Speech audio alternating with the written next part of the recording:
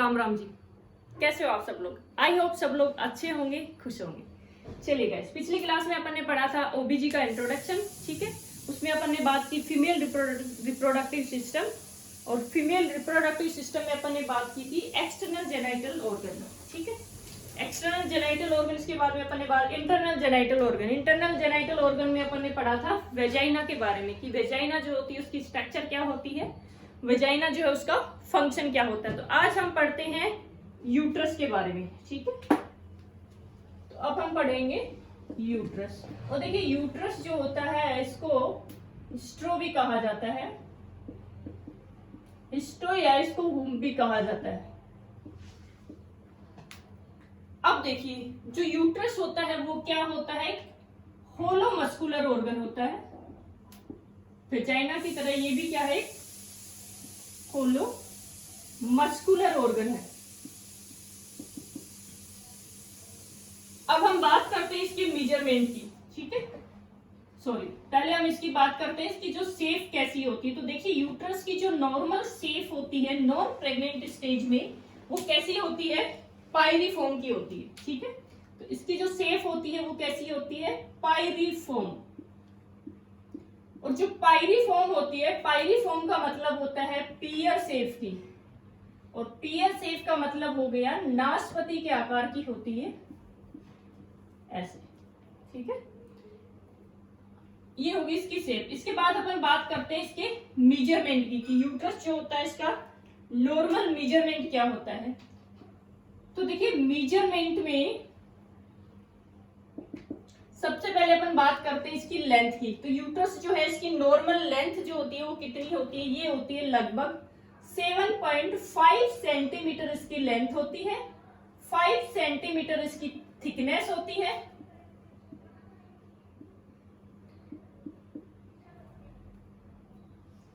Length कितनी होती है 7.5 सेंटीमीटर, विड्थ कितनी होती है 5 सेंटीमीटर, और इसकी थिकनेस जो होती है वो कितनी होती है 2.5 सेंटीमीटर। ये होता है नॉन प्रेग्नेंट स्टेज में।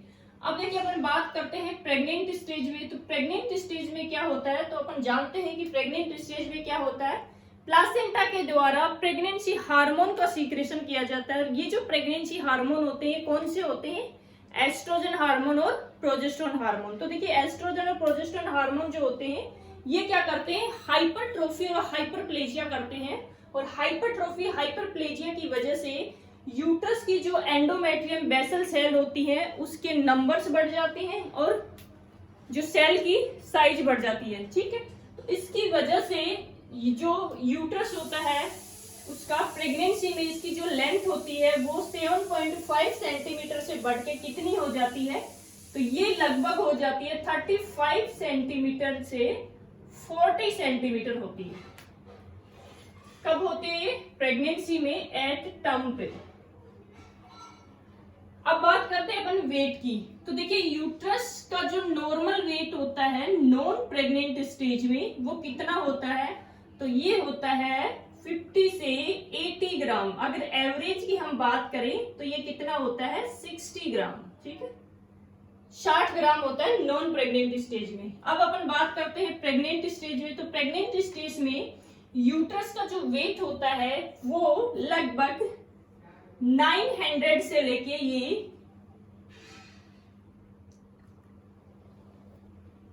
'तो देखिए यूट्रस का जो वेट होता है वो क्या होता है प्रेगनेंसी में, क्या होता है लगभग 900 से 1000 हो जाता है। 1000 का मतलब होता है 1 kg, ठीक है। लगभग 1 kg इसका वेट हो जाता है प्रेगनेंसी में, ठीक है। इसके बाद अपन बात करते हैं पार्ट ऑफ यूट्रस, ठीक है। तो इसमें अपन ने बात किया कि यूट्रस जो होता है उसकी शेप की अगर बात करें तो नॉर्मली शेप कैसी होती है, पायरीफॉर्म की होती है, पियर शेप की होती है। मेजरमेंट में अपन ने बात की कि यूट्रस की जो नॉर्मल लेंथ होती है वो 7.5 सेंटीमीटर होती है, इसकी जो विड्थ होती है वो 5 सेंटीमीटर होती है, और इसकी जो थिकनेस होती है वो 2.5 सेंटीमीटर होती है, ठीक है। अब देखिए प्रेगनेंसी में अपन ने बात की, प्रेगनेंसी में इसकी लेंथ जो होती है वो लगभग 35 सेंटीमीटर से 40 सेंटीमीटर हो जाती है एट टर्म पे, ठीक है। इसके बाद अपन ने बात की कि जो यूट्रस होता है इसका जो नॉर्मल वेट होता है नॉन प्रेग्नेंट स्टेज में वो कितना होता है 60 ग्राम होता है, ठीक है। प्रेगनेंसी में क्या होता है, लगभग ये 1 kg होता है। अगर रेंज की अपन बात करें तो 900 से 1000 ग्राम होता है, यानी लगभग 1 kg वेट हो जाता है यूट्रस का इन प्रेगनेंसी में, ठीक है। इसके बाद अपन बात करते हैं पार्ट ऑफ यूट्रस। तो जो यूट्रस होता है, उस यूट्रस के कौन कौन से पार्ट होते हैं, तो अपन बात करते हैं पार्ट ऑफ यूट्रस।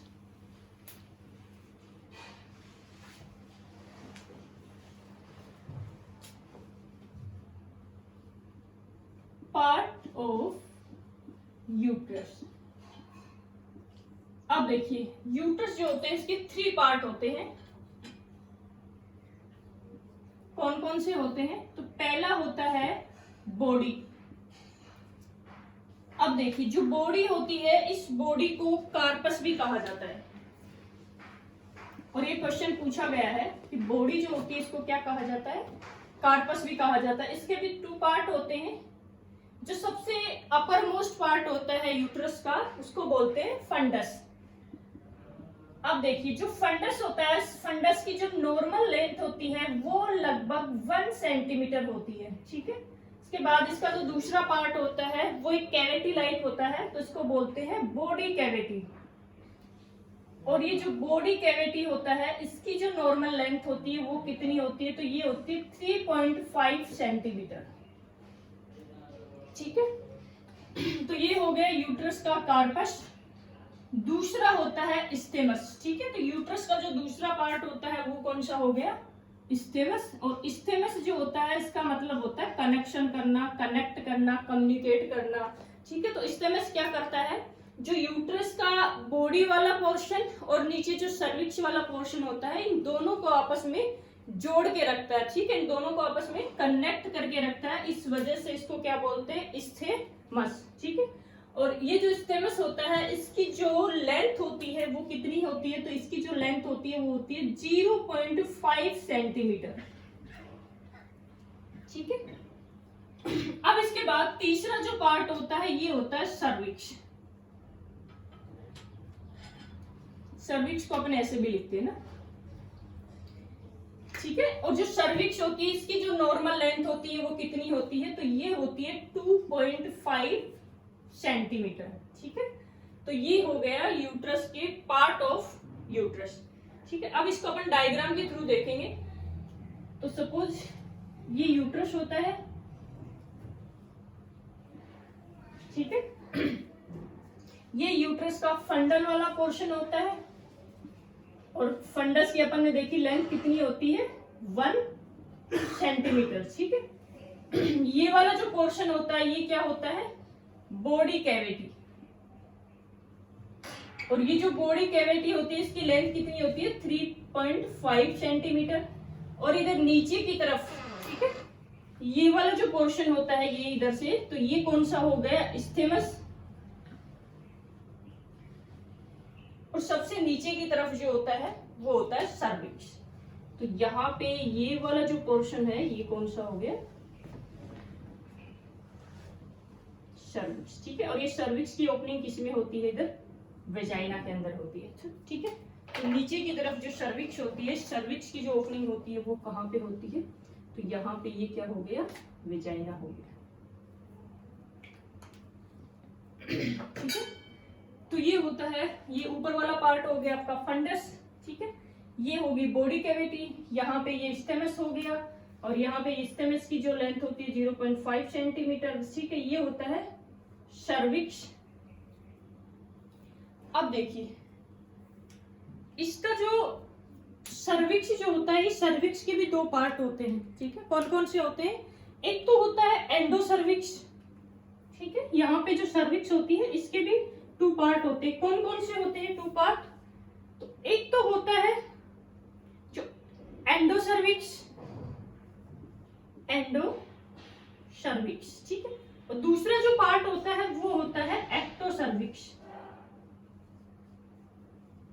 एक्टोसर्विक्स। देखिए नाम से ही पता चल रहा है, एक्टो का मतलब जो बाहर की तरफ होता है और एंडो का मतलब जो अंदर की तरफ होता है। तो देखिए यहाँ पे जो सर्विक्स होती है, इस सर्विक्स का वो पोर्शन जो इधर यूट्रस की तरफ होता है, अंदर की तरफ होता है, इस वाले पोर्शन को बोलते हैं एंडोसर्विक्स, और सर्विक्स का वो पोर्शन जो इधर बाहर वेजाइना की तरफ होता है, तो वेजाइना की तरफ जो होता है इसको बोलते हैं, बाहर की तरफ होता है इसको बोलते हैं एक्टोसर्विक्स। ठीक है, अब देखिए सर्वाइकल जो ओपनिंग होती है, सर्वाइकल ओपनिंग के बेसिस पे भी इसकी जो सर्वाइकल ओपनिंग होती है वो कितनी तरह की, 2 टाइप की होती है। कौन कौन सी होती है, तो यहाँ पे अपन बात करते हैं सर्वाइकल ओपनिंग। और देखिए सर्वाइकल ओपनिंग जो होती है इसको लिखा जाता है ओएस से।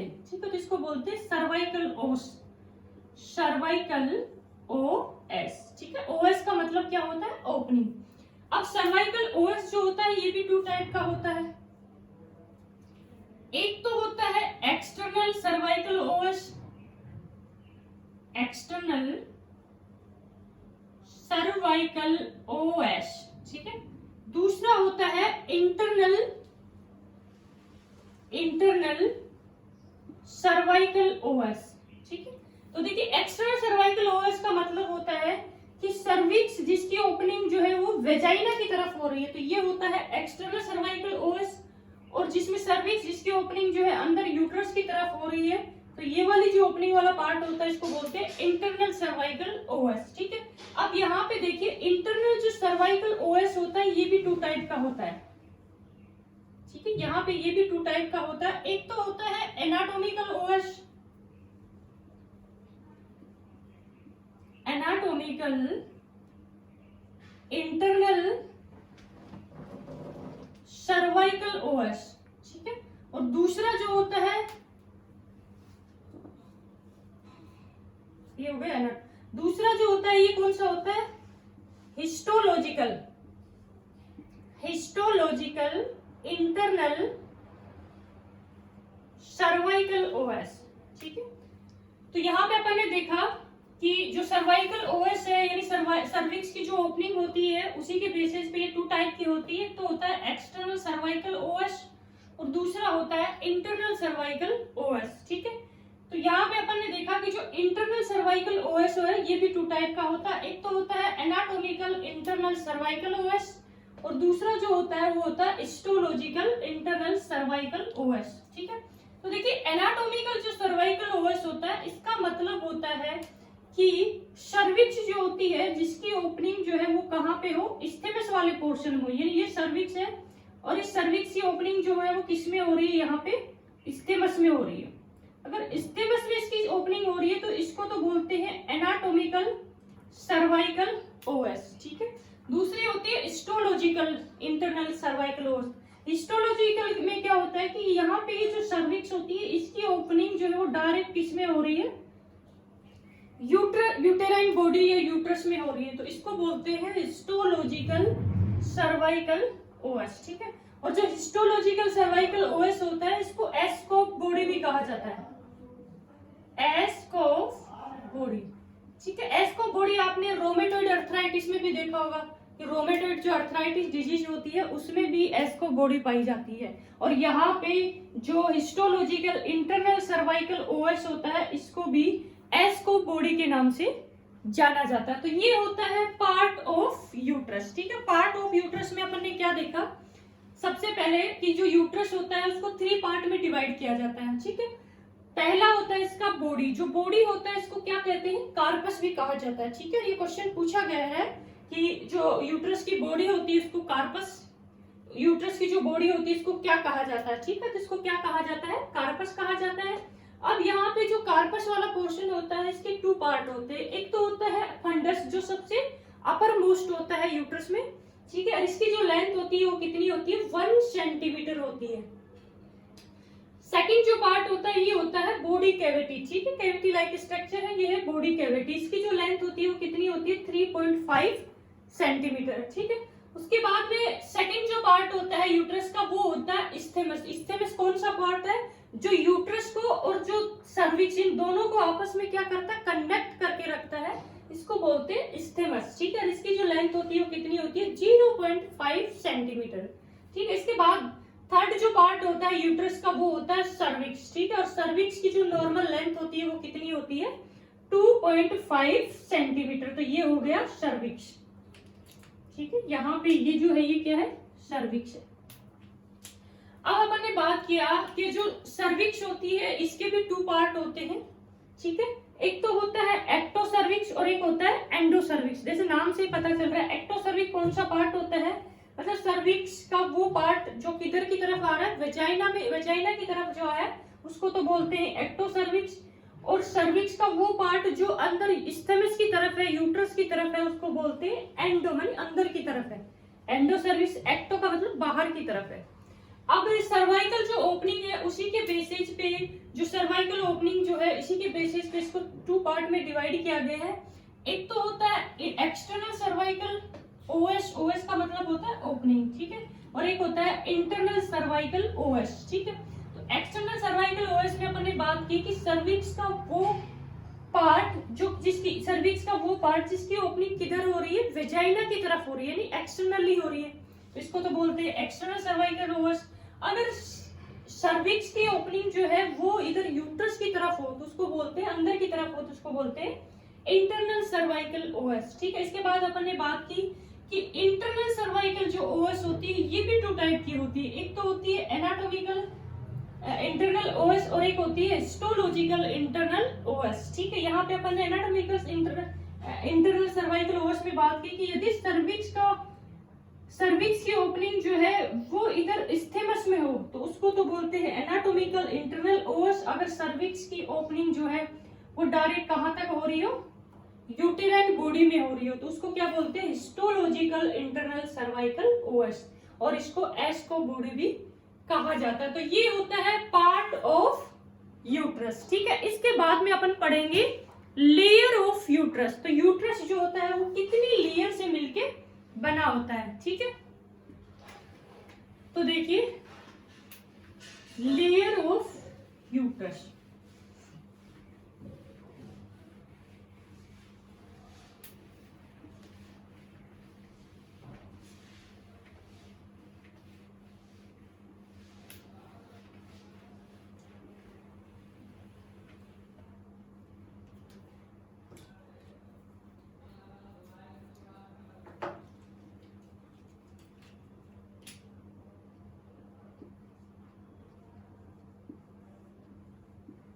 Layer of uterus.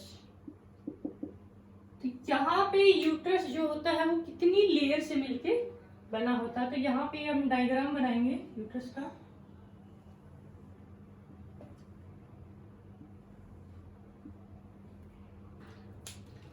तो देखिए यूट्रस जो होता है वो 3 लेयर से मिलके बना होता है, ठीक है। जो इसकी सबसे आउटर मोस्ट जो लेयर होती है, सबसे बाहरी जो लेयर होती है, इसको बोलते हैं पेरीमेट्रियम, ठीक है। तो सबसे आउटर मोस्ट जो लेयर होती है वो कौन सी होती है, पेरीमेट्रियम। और देखिए पेरीमेट्रियम, पेरी शब्द का मतलब होता है चारों तरफ, मेट्रियम जो शब्द होता है इसका मतलब होता है यूट्रस। तो देखिए यूट्रस की जो सबसे आउटर मोस्ट होती है इसको बोलते हैं पेरीमेट्रियम, ठीक है। सेकंड जो लेयर होती है वो अंदर की तरफ होती है, मस्कुलर लेयर होती है, मसल से मिलके बनी होती है। तो ये जो मस्कुलर लेयर होती है इसको क्या कहा जाता है, तो ये वाली जो मस्कुलर लेयर होती है सेकंड, इसको बोलते हैं मायोमेट्रियम, ठीक है। तो सेकंड जो लेयर होती है वो कौन सी होती है इसकी, मायोमेट्रियम। अब वही है, मायो का मतलब होता है मसल्स और मेट्रियम का मतलब क्या होता है, यूट्रस। तो ये जो मायोमेट्रियम होती है ये सबसे स्ट्रॉन्गेस्ट मसल्स होती है, क्योंकि यूटेराइन जो कॉन्ट्रैक्शन होते हैं वो इसी में होते हैं, और यहाँ पे ये मसल से मिलके बनी होती है। तो कौन कौन सी मसल्स इसमें पाई जाती है, तो एक तो होती है इसमें थ्री टाइप की मसल से ये मिलके बनी होती है। एक तो होती है लॉन्गिट्यूडिनल मसल्स, लॉन्गिट्यूडिनल मसल्स जो ऐसे होती है। दूसरी जो होती है वो होती है ओब्लिक मसल, ओब्लिक मसल्स, ठीक है। और ये जो ओब्लिक मसल्स होती है वो ऐसे ओब्लिक होती है ऐसे, ठीक है। और थर्ड जो लेयर होती है इसकी, थर्ड जो मसल्स होती है वो कौन सी होती है, सर्कुलेटरी मसल्स,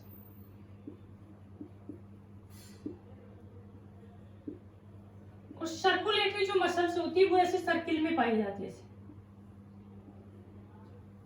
ठीक है।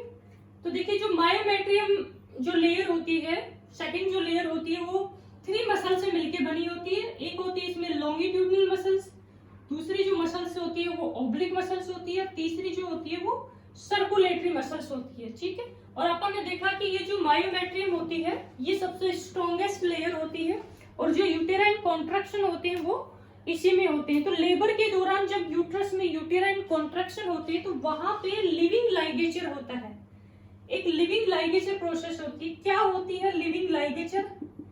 तो देखिए लिविंग का मतलब, लिविंग लाइगेचर, तो देखिए लिविंग का मतलब क्या होता है? लाइव, और लाइगेचर का मतलब होता है बांधना। लिविंग का मतलब क्या होता है? लाइव, और लाइगेचर का मतलब होता है लाइगेशन करना, बांधना। तो क्या होता है जब यूटेराइन कॉन्ट्रैक्शन होते हैं, ठीक है, जब बच्चे की डिलीवरी हो जाती है, बच्चा जैसे ही बाहर डिलीवर हो जाता है, डिलीवर होने के बाद अपन देखते हैं कि 15 से 30 मिनट में जो प्लासेंटा होता है, ये प्लासेंटा भी क्या हो जाता है, यहाँ से यूट्रस की जो डेसिडुआ होती है, एंडोमेट्रियम जो लेयर होती है, वहां से ये प्लासेंटा क्या हो जाता है? सेपरेट हो जाता है। अब यहाँ पे देखें, यहाँ पे जब ये प्लासेंटा सेपरेट हो जाएगा, सेपरेट होने के बाद अपन देखते हैं कि यूट्रस में बहुत सारी ऐसी यूटेराइन आर्टरीज होती हैं, और ये जो यूटेराइन आर्टरीज थी जो क्या करती थी, इस यूट्रस को क्या कर रही थी? ब्लड सप्लाई कर रही थी। और यूटेराइन ब्लड सप्लाई भी यहाँ पे कितनी थी? लगभग 750 ml पर मिनट ब्लड सप्लाई होती है प्रेगनेंसी के दौरान एट टर्म पे, ठीक है। अपन बात करें नॉर्मली तो यूट्रस में नॉन प्रेग्नेंट स्टेज में तो कितनी ब्लड सप्लाई होती है? तो ये होती है 50 ml पर मिनट, लेकिन प्रेगनेंसी के टाइम पे वो भी एट टर्म में यूट्रस की ब्लड सप्लाई जो होती है बढ़ जाती है, कितनी होती है? 750 ml पर मिनट। तो यहाँ पे अपन देखते हैं कि प्रेगनेंसी के दौरान यूटेराइन जो आर्टरीज होती है इसके द्वारा इस प्लासेंटा को क्या होती है? ब्लड सप्लाई होती है। अब जैसे ही प्लासेंटा सेपरेट हो जाता है, प्लासेंटा जब सेपरेट हो जाता है, सेपरेशन के बाद जब वो बॉडी से बाहर डिलीवर हो जाता है, डिलीवर होने के बाद क्या होता है? ये जो यूटेराइन आर्टरीज थी ये ओपन हो जाती है, क्योंकि वो वहां से हट गया। जैसे ही वो सेपरेट होगा तो सारी की सारी यूटेराइन आर्टरी क्या होगी? ओपन होगी। ओपन होगी तो अब इनसे क्या होगा? ब्लीडिंग होगा, ठीक है। और नॉर्मल वेजाइनल ब्लीडिंग जो है वो कितना होता है? 500 ml होता है। तो ये तो होता है एवरेज, ठीक है। इससे ज्यादा होता है उसको बोला जाता है पीपीएच, पोस्ट पार्टम हेमरेज जिसे बोला जाता है, ठीक है। तो यहाँ पे इससे ब्लीडिंग होगी। अब क्या होता है? यूट्रस में यूटेराइन कॉन्ट्रैक्शन होते हैं। अब यूटेराइन जब कॉन्ट्रैक्शन होते हैं तो किसमें होंगे? यूट्रस की मायोमेट्रियम मसल्स में।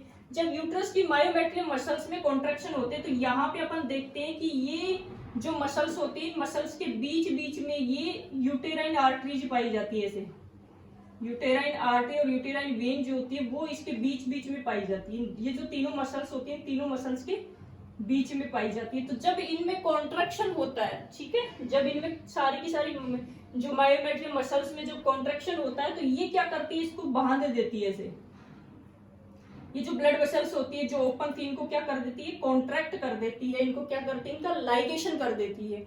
और ये लाइव होता है, कब तक होता है? जब यूट्रस में कॉन्ट्रैक्शन रहता है। तो जैसे ही यूट्रस में कॉन्ट्रैक्शन रहेगा तब तक इसमें क्या होगा? लिविंग लाइगेशन होगा। इस लिविंग लाइगेशन का क्या बेनिफिट है? इसकी वजह से क्या होता है? यूटेराइन जो ब्लीडिंग होती है वो क्या हो जाती है? स्टॉप हो जाती है। ये क्या करती है? इस ब्लड यूटेराइन आर्टरीज का बांध देती है, लाइगेशन कर देती है, ठीक है। इसको बोलते हैं लिविंग लाइगेशन। ये लिविंग लाइगेशन जो है किस में होता है? मायोमेट्रियम में होता है। कब होता है? जब प्लासेंटा की डिलीवरी हो जाती है। लेबर के बाद जैसे ही प्लासेंटा डिलीवर होता है उसके बाद ये लिविंग लाइगेशन प्रोसेस स्टार्ट हो जाती है। ये लाइव होती है, शॉर्ट टाइम के लिए होती है, इसलिए इसको बोलते हैं लिविंग लाइगेचर। ये क्वेश्चन कई बार एग्जाम में पूछा गया है कि लिविंग लाइगेचर जो होती है वो यूट्रस की कौन सी मसल्स में होती है? तो ये कौन सी मसल्स में होती है? यूट्रस की जो मायोमेट्रियम लेयर होती है उसमें होता है, ठीक है। तो ये हो गई इसकी सेकंड लेयर। अब बात करते हैं इसकी थर्ड लेयर, ठीक है। तो यूट्रस की जो थर्ड लेयर होती है ये वाली, दूसरे पेन से लिखते हैं। यहाँ पे ये जो सबसे अंदर वाली जो लेयर है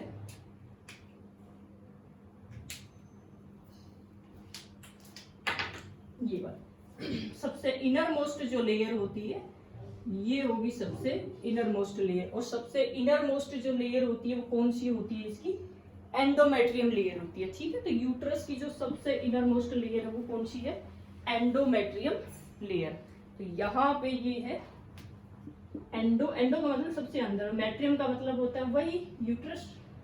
तो ये सबसे इनर मोस्ट लेयर होती है यूट्रस की। अब देखिए यूट्रस की जो एंडोमेट्रियम लेयर होती है वो भी दो लेयर से मिलकर बनी होती है। एक तो होती है इसमें बेसल लेयर, और दूसरी जो लेयर होती है वो होती है फंक्शनल लेयर।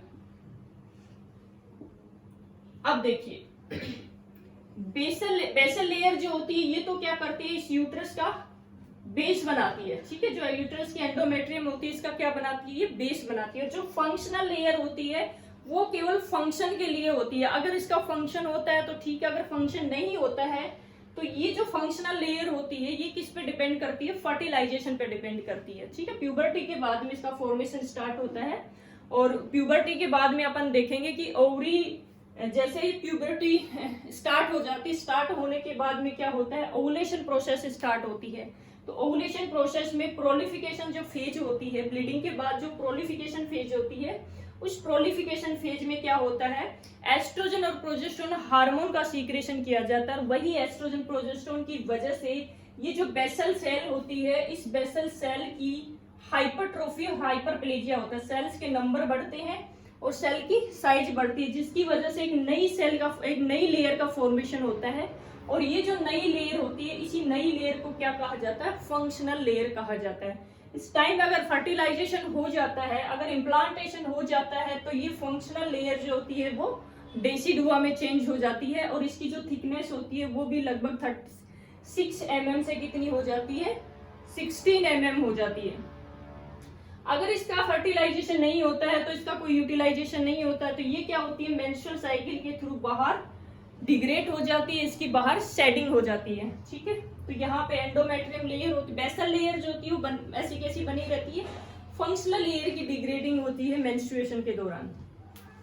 ठीक है, तो ये होता है लेयर ऑफ यूट्रस। तो देखिए अपन ने बात की लेयर ऑफ यूट्रस में कि यूट्रस जो होता है वो 3 लेयर से मिलके बना होता है। सबसे आउटर मोस्ट लेयर होती है पेरीमेट्रियम, मिडल जो लेयर होती है वो मायोमेट्रियम होती है। मायोमेट्रियम 3 लेयर से मिलके बनी, 3 मसल से मिलके बनी होती है। एक लॉन्गिट्यूडनल मसल्स होती है, एक ऑब्लिक मसल्स होती है, और एक सर्कुलेटरी मसल्स होती है। ठीक है, उसके बाद में अपन ने देखा कि लेबर के दौरान लिविंग लाइगेशन जो होता है वो इसी मायोमेट्रियम में होता है, ये सबसे स्ट्रॉन्गेस्ट मसल्स होती है। ठीक है, उसके बाद में अपन ने बात किया कि थर्ड जो लेयर होती है वो कौन सी होती है, एंडोमेट्रियम होती है। एंडोमेट्रियम जो होती है ये भी टू टाइप की लेयर से बनती है। एक तो बेसल लेयर होती है जो बेस बनाती है, एक फंक्शनल लेयर होती है। और ये फंक्शनल लेयर जो होती है जब इसका यूटिलाइजेशन नहीं होता है तो ये बॉडी से बाहर शेडिंग इसकी हो जाती है, डिग्रेड हो जाती है। ठीक है, तो ये होता है लेयर ऑफ यूट्रस। ठीक है, इसके बाद हम देखते हैं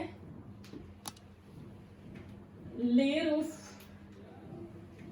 यूट्रस के बाद हम देखते हैं कि पोजीशन क्या होती है यूट्रस की। तो normal position of uterus,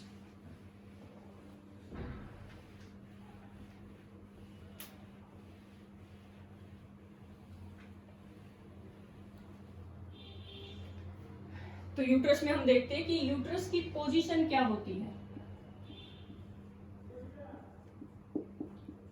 position of uterus, ठीक है। तो देखिए यूट्रस की पोजीशन पढ़ने से पहले सबसे पहले अपन बात करते हैं कि जो यूट्रस होता है, सपोज ये यहाँ पे ये क्या है, यूट्रस है। ठीक है, अब इस यूट्रस के आगे की तरफ ऐसे ब्लैडर पाया जाता है ये,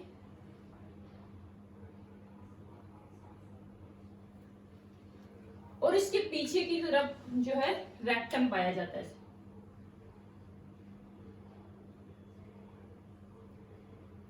ठीक है, तो ये क्या हो गया, ब्लैडर है, ये यूट्रस है, और ये क्या है, रेक्टम है। ठीक है, और यहाँ पे जो लेयर पाई जाती है, ठीक है, तो इसके चारों तरफ एक मस्कुलर लेयर पाई जाती है, और वो जो मस्कुलर लेयर होती है वो होती है पेरिटोनियम लेयर। ठीक है, तो यहाँ पे ये चारों तरफ से क्या होती है, पेरिटोनियम लेयर होती है। ये कौन सी होगी,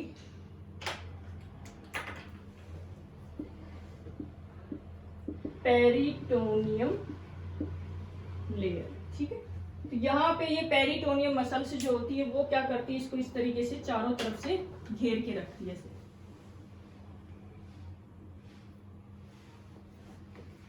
अब देखिए यहाँ पे अपन देखते हैं कि जो ब्लैडर और यूट्रस जो होता है, ठीक है, यहाँ पे ये जो पेरिटोनियम लेयर होती है वो इस ब्लैडर और यूट्रस जो है इसको कवर करते हुए यहाँ पे एक पाउच बना देती है। और ये जो पाउच होता है वो किस किस के बीच में होता है, ब्लैडर और यूट्रस के बीच में होता है।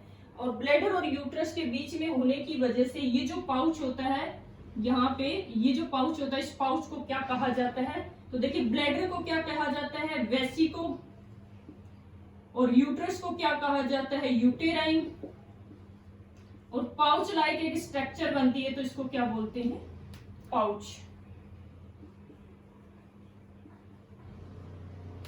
ठीक है, तो यहाँ पे कौन सा पाउच बनता है, ये वेसिको यूटेराइन पाउच, यानी वेसिको यानी ब्लैडर और यूट्रस के बीच जो पेरिटोनियम मसल्स होती है उस मसल्स के द्वारा एक पाउच जैसी स्ट्रक्चर, एक पाउच का मतलब खांच बनता है, खांच बनता है, पाउच बन रहा है। पाउच और खांच की वजह से ये जो पाउच होता है इसको क्या बोलते हैं, वेसिको यूटेराइन पाउच। ऐसे ही क्या करती है पेरिटोनियम जो लेयर होती है ये पीछे की तरफ भी एक पाउच जैसी स्ट्रक्चर बनाती है। और ये पाउच जैसी स्ट्रक्चर किस किस के बीच में बन रही है, तो यूट्रस और रेक्टम के बीच में बन रही है। तो यूट्रस और रेक्टम के बीच में यहाँ पे ये जो पाउच बन रहा है इस पाउच को क्या कहा जाता है, तो यहाँ पे ये जो पाउच किस किस के बीच में, रेक्टो और यूट्रस के बीच में, तो इसको बोलते हैं recto uterine, recto uterine pouch. ठीक है, रेक्टो यूटेराइन पाउच होता है। ठीक है, अब ये जो रेक्टो यूटेराइन पाउच होता है इसको पाउच ऑफ डगलस भी कहा जाता है, पाउच ऑफ डगलस भी इसको कहा जाता है। क्यों पाउच ऑफ डगलस इसको क्यों कहा जाता है, क्योंकि सबसे पहले डगलस नामक के साइंटिस्ट ने इसको डिस्कवर किया था, इस वजह से इसको पाउच ऑफ डगलस भी कहा जाता है। इसके अलावा इसको कुल्डोसैक भी कहते हैं, कुल्डेसैक भी इसको कहा जाता है। क्यों इसको कुल्डेसैक क्यों कहा जाता है, क्योंकि ये प्रोसीजर किया जाता है कुल्डोसिंथेसिस, कुल्डेसेंथोसिस। ठीक है, सेंथोसिस का मतलब होता है फ्लूइड लाइक एस्पिरेशन, फ्लूइड का एस्पिरेशन करना, तो इसको बोलते हैं सिंथेसिस। और कहाँ पे कर रही है, कुल्डो जो सैक है वहां से कर रही है, तो इसलिए इसको बोलते हैं, इस प्रोसीजर को बोलते हैं कुल्डोसिंथेसिस। ठीक है, तो यहाँ पे देखिए जो यूट्रस और रेक्टम जो होता है इसके बीच में भी ये पेरिटोनियम लेयर जो होती है वो क्या करती है, पाउच जैसी स्ट्रक्चर बनाती है, खांच जैसी स्ट्रक्चर बनाती है। और ये जो खांच होता है, ये जो पाउच होता है इसको क्या कहते हैं, पाउच, रेक्टो यूटेराइन पाउच, या इसको पाउच ऑफ डगलस भी कहा जाता है क्योंकि डगलस ने सबसे पहले इसकी डिस्कवरी की थी।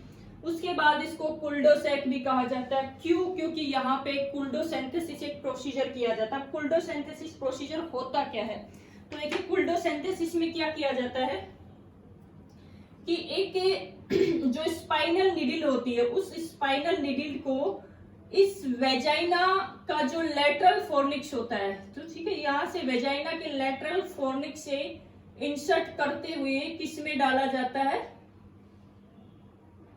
ये एक स्पाइनल निडिल है। और ये जो स्पाइनल निडिल होती है इस स्पाइनल निडिल को वेजाइना के थ्रू, वेजाइना का जो लेटरल फोर्निक्स होता है उसमें से होते हुए इस कुल्डोसैक में इसको डाला जाता है। और यहाँ पे जो भी फ्लूइड होता है उस फ्लूइड को ये क्या करती है, एस्पायरेट करती है। ठीक है, और उस फ्लूइड का फिर क्या किया जाता है, लेबोरेटरी डायग्नोसिस किया जाता है, लेबोरेटरी में उसका एनालिसिस किया जाता है। अब वहां पे चेक किया जाता है अगर इस फ्लूइड के अंदर अगर ब्लड उसको मिले या कोई भी ब्लड सेल अगर उस वहां पे मिल रही है, किसी भी टाइप की कोई भी ब्लड सेल अगर वहां पे मिल रही है, तो ये इंडिकेट कर रही है कि इसमें क्या है, एक्टोपिक प्रेगनेंसी को डायग्नोसिस कर रही है। किसी भी तरह की ब्लड सेल्स का प्रेजेंस होना इस फ्लूइड के अंदर वो डायग्नोसिस किसको करता है, एक्टोपिक एक्टोपिक प्रेगनेंसी। अब एक्टोपिक प्रेगनेंसी क्या होती है, तो ये एक अबनॉर्मल प्रेगनेंसी होती है। इसमें क्या होता है, जो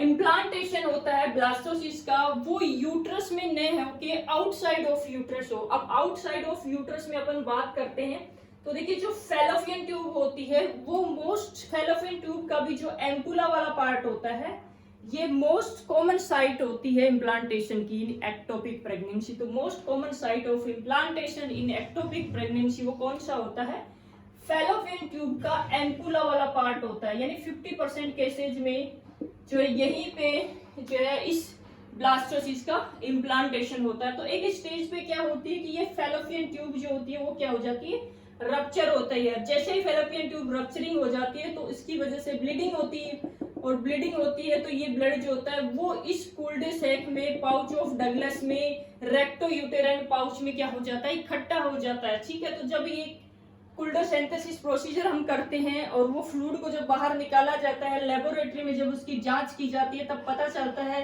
कि इस फ्लूइड के अंदर ब्लड सेल्स है। तो वो इंडिकेट किसको करती है, डायरेक्ट इंडिकेट करती है कि इसमें जो प्रेगनेंसी है वो कौन सी है, एक्टोपिक प्रेगनेंसी है। ठीक है, दूसरा क्या होता है, अगर इसके अंदर ब्लड न होके क्या हो, पस हो।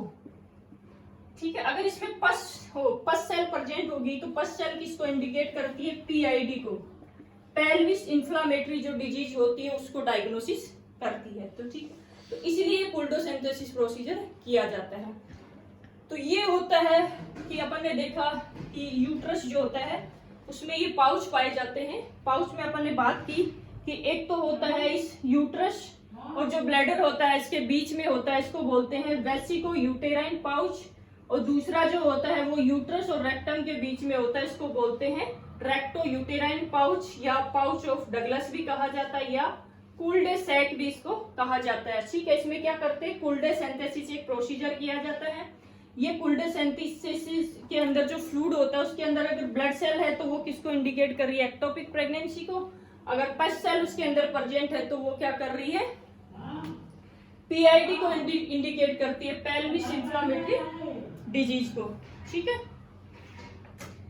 चलिए अब अपन बात करते हैं पोजीशन ऑफ यूट्रस। तो यूट्रस जो होता है उसकी पोजीशन क्या होती है, और इसमें से बहुत बार क्वेश्चन एग्जाम में पूछा जाता है, पोजीशन ऑफ यूट्रस।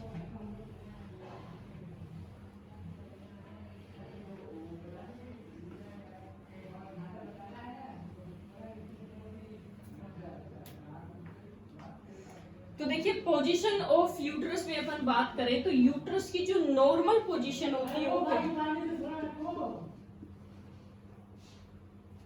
यूट्रस की जो नॉर्मल पोजीशन होती है वो क्या होती है, anti flexion and anti version होती है। Anti version and anti flexion.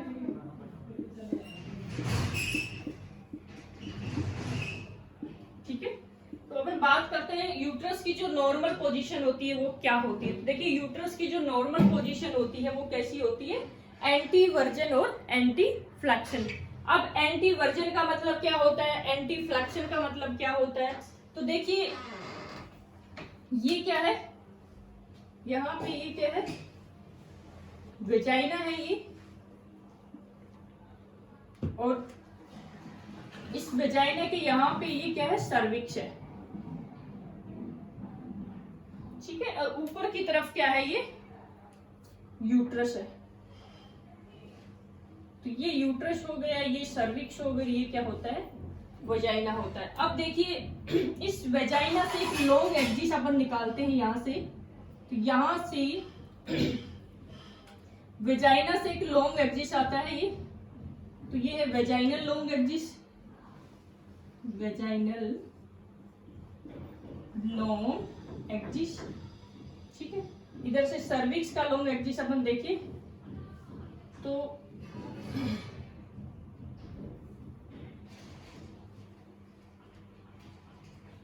कैसे होता है,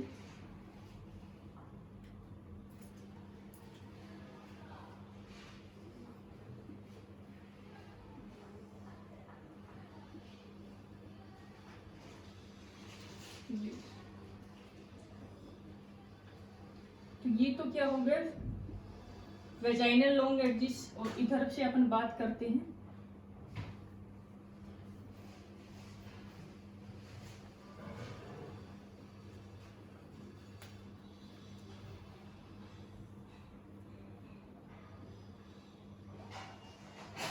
ये कौन सा हो गया, cervical long axis, cervical long axis. ठीक है, तो यहाँ पे इन दोनों के बीच में जो है एक 90 डिग्री का एंगल बनता है। ठीक है, और ये जो 90 डिग्री का एंगल होता है, ठीक है, ये सर्वाइकल लॉन्ग एक्सिस और वेजाइनल लॉन्ग एक्सिस जो होती है इसके बीच में 90 डिग्री का एंगल बनता है। ये 90 डिग्री का एंगल जो है वो इंडिकेट करता है कि ये सर्विक्स जो होती है या यूट्रस का जो सर्विक्स वाला पोर्शन होता है वो इस वेजाइना पे 90 डिग्री लॉन्ग एक्सिस होता है। इस वजह से इसकी जो पोजीशन होती है उसको क्या कहते हैं, एंटी वर्जन। एंटी का मतलब होता है आगे की तरफ, और वर्जन का मतलब होता है कि वेजाइना की लॉन्ग एक्सिस और सर्वाइकल लॉन्ग एक्सिस जो होती है वो कितने डिग्री पर होती है, 90 डिग्री एंटीरियरली होती है। इसको बोलते हैं एंटी वर्जन। एंटी फ्लेक्शन का मतलब क्या होता है, तो एंटी फ्लेक्शन अपन देखते हैं कि जो सर्वाइकल लॉन्ग एक्सिस होती है और ये जो यूट्रस की लॉन्ग एक्सिस होती है,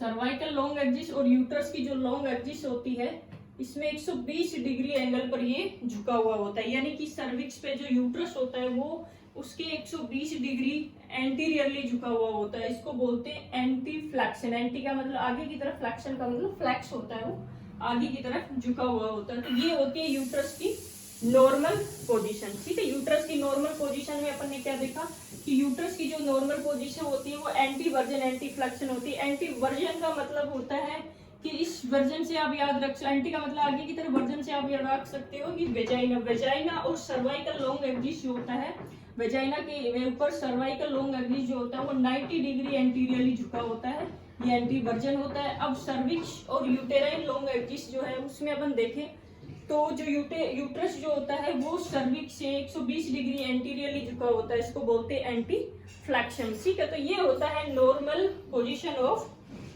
यूट्रस। अब अपन बात करते हैं ब्लड सप्लाई।